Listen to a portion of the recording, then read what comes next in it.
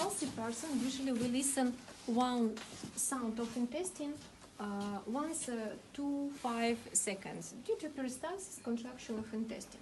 If it does not feel any sounds, it means that the intestine does not move. Yeah, and you can see in surgery departments, physicians, they go with they listen abdominal area rather often in patient, especially after surgery. Yeah.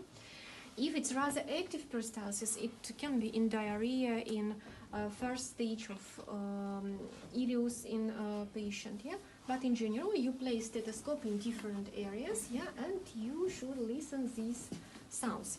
You can try to